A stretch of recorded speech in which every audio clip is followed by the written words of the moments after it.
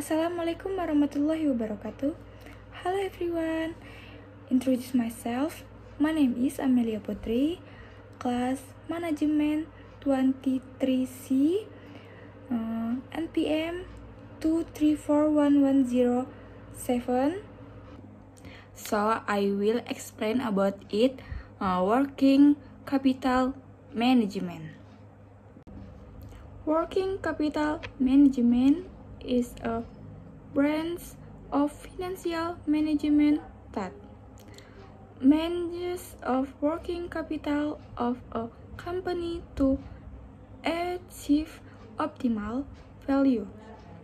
The aim of working capital management is to produce shareholder welfare through optimal profit generation. Working capital management is carried out over a long period of time because it must be carried out every day. Failure in working capital management result in reduced income of increase company operational cost. Manajemen model kerja merupakan salah satu bagian dari strategi keuangan yang mendukung strategi bisnis.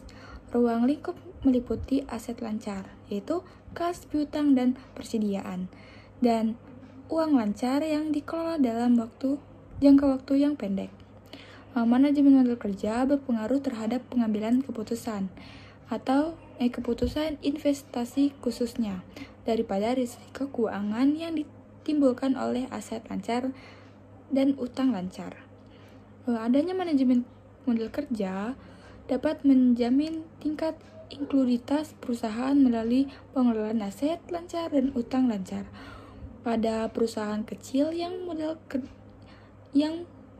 kerjanya bersumber dari keuangan pribadi atau tanpa pinjaman. Manajemen model kerja dimanfaatkan untuk mengetahui hubungan antara penjualan dengan kebutuhan operasi perusahaan. Manajemen model kerja diadakan dengan beberapa tujuan utama. Tujuan-tujuan itu yaitu memenuhi kebutuhan likuiditas perusahaan, kewajiban dan persediaan untuk konsumen. Manajemen model kerja juga bertujuan untuk memperoleh tambahan dana dari kreditur dan memberikan persyaratan kredit bagi konsumen secara menarik. Memastikan sumber daya keuangan jangka pendek merupakan salah satu tujuan diadanya manajemen model kerja bagi pihak pelaksanaan manajemen keuangan. Manajemen model kerja termasuk dalam manajemen keuangan yang jangka pendek yang mengelolanya merupakan waktu terlama dibandingkan dengan manajemen keuangan jangka panjang. Manajemen model kerja ini berkaitan dengan manajemen kas, manajemen piutang, dan manajemen persediaan. Selanjutnya, manfaat manajemen model kerja yaitu diperlukan dalam perusahaan karena kegiatan manajemen operasional. Perusahaan berlangsung setiap hari. Model kerja membutuhkan manajemen oleh perusahaan agar operasionalnya dapat berjalan dengan lancar. Kinerja perusahaan umumnya dinilai dari laba yang diperoleh oleh arus kas operasi. Manajemen model kerja merupakan salah satu kegiatan yang harus ada dalam perusahaan untuk dapat memperoleh dan mempertahankan arus kas operasi. Kondisi arus kas operasi yang kuat kemudian akan berdampak pada perolehan laba yang ideal bagi perusahaan. Perolehan manfaat dari manajemen model kerja wajib disertai dengan kemampuan memperoleh margin dari gabungan pos model kerja yaitu aset lancar dan utang lancar. Manajemen model kerja yang baik tidak bisa memberi manfaat yang besar jika penjualan produk yang diterima pasar tidak memiliki margin kontribusi yang cukup. Syarat agar manajemen model kerja memperoleh manfaat lebih ialah disertai dengan kemampuan mengelola konsumen dan piutangnya. Kemampuannya mengelola rantai pasok dan pasokannya, serta kemampuan mengelola persediaan produk. Selanjutnya yaitu rasio manajemen model kerja. Rasio manajemen model kerja, ada 3 rasio yang penting dalam manajemen model kerja ini.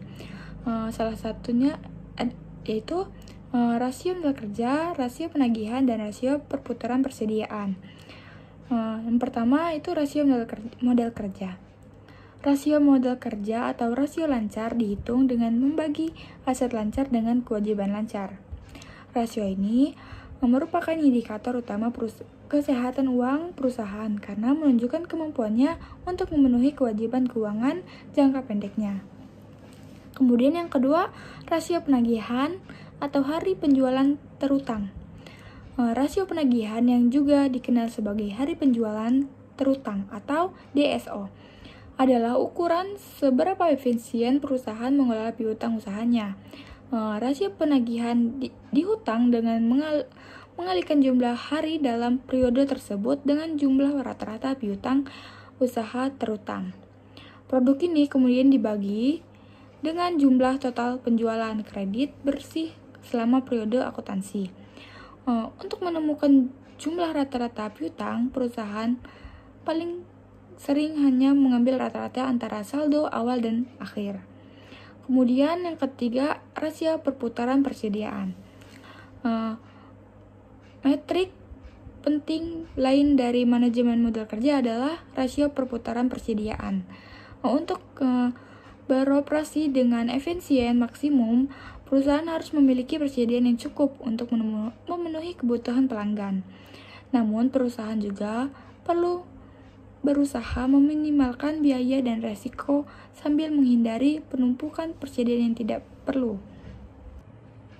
Rasio perputaran persediaan dihitung sebagai biaya barang yang dijual atau COGS, dibagi dengan saldo rata-rata persediaan. Sekali lagi, saldo rata-rata persediaan biasanya ditentukan dengan mengambil rata-rata saldo awal dan akhir. That's all I can explain for me. Wassalamualaikum warahmatullahi wabarakatuh.